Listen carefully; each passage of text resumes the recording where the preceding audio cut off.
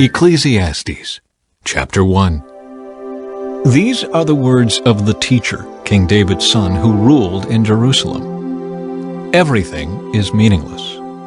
Everything is meaningless, says the teacher, completely meaningless. What do people get for all their hard work under the sun? Generations come and generations go, but the earth never changes.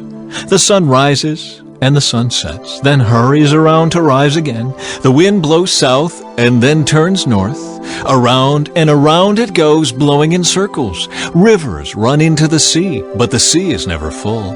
Then the water returns again to the rivers and flows out again to the sea. Everything is wearisome beyond description. No matter how much we see, we are never satisfied. No matter how much we hear, we are not content. History merely repeats itself. It has all been done before. Nothing under the sun is truly new. Sometimes people say, "Here is something new," but actually it is old. Nothing is ever truly new. We don't remember what happened in the past, and in future generations no one will remember what we are doing now. The teacher speaks the futility of wisdom. I, the teacher, was king of Israel, and I lived in Jerusalem. I devoted myself to search for understanding and to explore by wisdom everything being done under heaven. I soon discovered that God has dealt a tragic existence to the human race. I observed everything going on under the sun, and really it is all meaningless, like chasing the wind. What is wrong cannot be made right. What is missing cannot be recovered. I said to myself, "Look, I am wiser than any of the kings who ruled in Jerusalem before me. I have greater wisdom and knowledge than any of them." So I set out to learn everything from wisdom to madness and folly. But I learned firsthand that pursuing all this is like chasing the wind. The greater my wisdom, the greater my grief. To increase knowledge only increases sorrow. Chapter 2. The futility of pleasure. I said to myself, "Come on, let's try pleasure. Let's look for the good things in life." But I found that this too was meaningless. So I said, "Laughter is silly. What good does it do to seek pleasure?" After much thought, I decided to cheer myself with wine. And while still seeking wisdom, I clutched at foolishness. In this way, I tried to experience the only happiness most people find during their brief life in this world. I also tried to find meaning by building huge homes for myself and by planting beautiful vineyards. I made gardens and parks, filling them with all kinds of fruit trees. I built reservoirs to collect the water to irrigate my many flourishing groves. I bought slaves, both men and women, and others were born into my household. I also owned large herds and flocks, more than any of the kings who had lived in Jerusalem before me. I collected great sums of silver and gold, the treasure of many kings and provinces. I hired wonderful singers, both men and women, and had many beautiful concubines. I had everything a man could desire. So I became greater than all who had lived in Jerusalem before me, and my wisdom never failed me. Anything I wanted, I would take. I denied myself no pleasure. I even found great pleasure in hard work, a reward for all my labors. But as I looked at everything I had worked so hard to accomplish, it was all so meaningless. Like chasing the wind, there was nothing really worthwhile anywhere. The wise and the foolish. So I decided to compare wisdom with foolishness and madness, for who can do this better than I, the king? I thought, wisdom is better than foolishness, just as light is better than darkness. For the wise can see where they are going, but fools walk in the dark. Yet I saw that the wise and the foolish share the same fate. Both will die. So I said to myself, since I will end up the same as the fool, what's the value of all my wisdom? This is all so meaningless. For the wise and the foolish both die. The wise will not be remembered any longer than the fool. In the days to come, both will be forgotten. So I came to hate life because everything done here under the sun is so troubling. Everything is meaningless, like chasing the wind. The futility of work. I came to hate all my hard work here on earth, for I must leave to others everything I have earned. And who can tell whether my successors will be wise or foolish? Yet they will control everything I have gained by my skill and hard work under the sun. How meaningless! So I gave up in despair, questioning the value of all my hard work in this world. Some people work wisely with knowledge and skill, then must leave the fruit of their efforts to someone who hasn't worked for it. This, too, is meaningless, a great tragedy. So what do people get in this life for all their hard work and anxiety? Their days of labor are filled with pain and grief. Even at night their minds cannot rest. It is all meaningless. So I decided there is nothing better than to enjoy food and drink and to find satisfaction in work. Then I realized that these pleasures are from the hand of God. For who can eat or enjoy anything apart from Him? God gives wisdom, knowledge, and joy to those who please Him. But if a sinner becomes wealthy, God takes the wealth away and gives it to those who please Him. This, too, is meaningless, like chasing the wind. Chapter 3. A time for everything. For everything there is a season, a time for every activity under heaven. A time to be born and a time to die. A time to plant and a time to harvest. A time to kill and a time to heal. A time to tear down and a time to build up. A time to cry and a time to laugh. A time to grieve and a time to dance. A time to scatter stones and a time to gather stones. A time to embrace and a time to turn away. A time to search and a time to quit searching. A time to keep and a time to throw away. A time to tear and a time to mend. A time to be quiet and a time to speak. A time to love and a time to hate. A time for war and a time for peace. What do people really get for all their hard work? I have seen the burden God has placed on us all. Yet God has made everything beautiful for its own time. He has planted eternity in the human heart. But even so, people cannot see the whole scope of God's work from beginning to end. So I concluded there is nothing better than to be happy and enjoy ourselves as long as we can.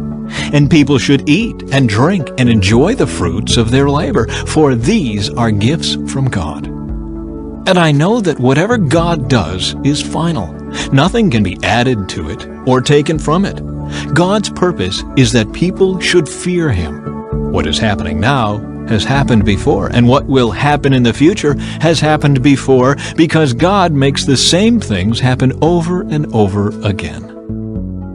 The injustices of life.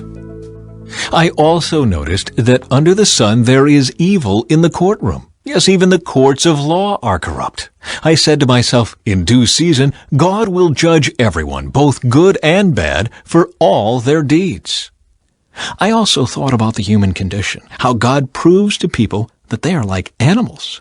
For people and animals share the same fate, both breathe and both must die. So people have no real advantage over the animals. How meaningless! Both go to the same place. They came from dust and they return to dust. For who can prove that the human spirit goes up and the spirit of animals goes down into the earth?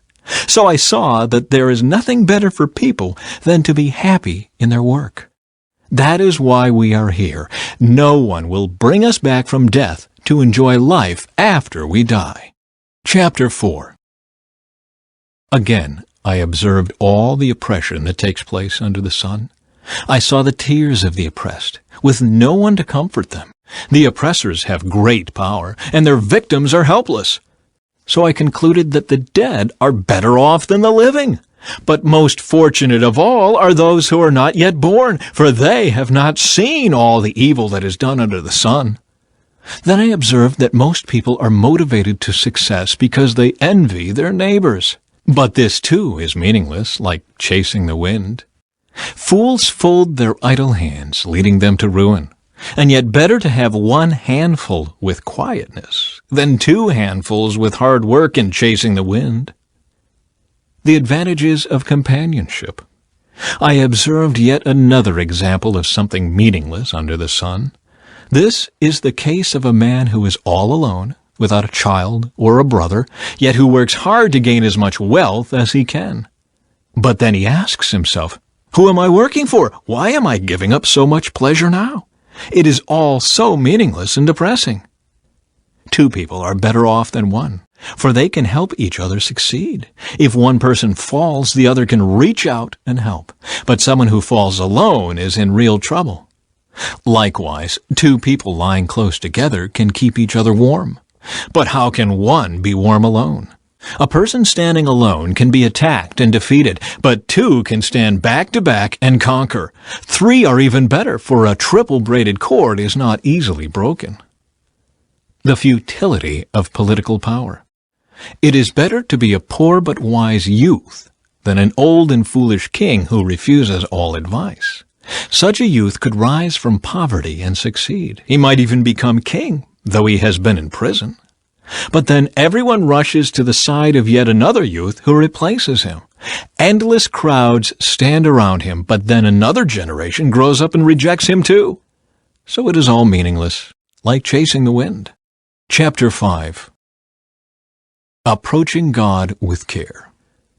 As you enter the house of God, keep your ears open and your mouth shut.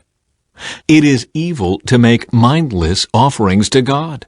Don't make rash promises, and don't be hasty in bringing matters before God. After all, God is in heaven, and you are here on earth. So let your words be few.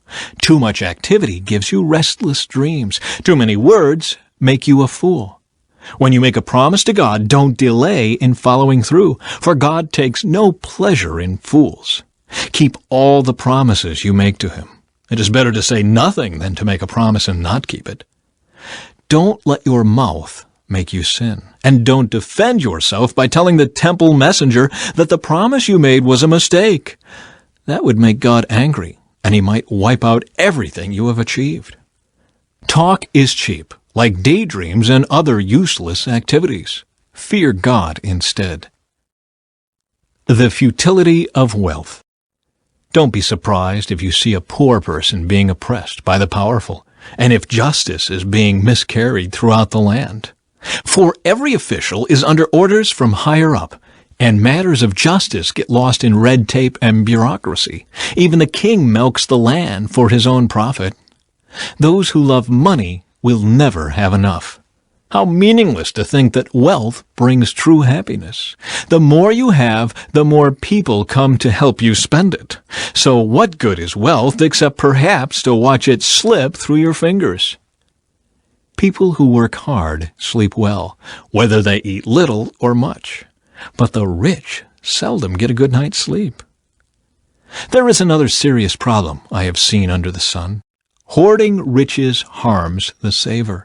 Money is put into risky investments that turn sour and everything is lost. In the end, there is nothing left to pass on to one's children. We all come to the end of our lives as naked and empty-handed as on the day we were born. We can't take our riches with us. And this, too, is a very serious problem. People leave this world no better off than when they came. All their hard work is for nothing, like working for the wind. Throughout their lives, they live under a cloud, frustrated, discouraged, and angry. Even so, I have noticed one thing, at least, that is good. It is good for people to eat, drink, and enjoy their work under the sun during the short life God has given them, and to accept their lot in life. And it is a good thing to receive wealth from God and the good health to enjoy it. To enjoy your work and accept your lot in life, this is indeed a gift from God. God keeps such people so busy enjoying life that they take no time to brood over the past.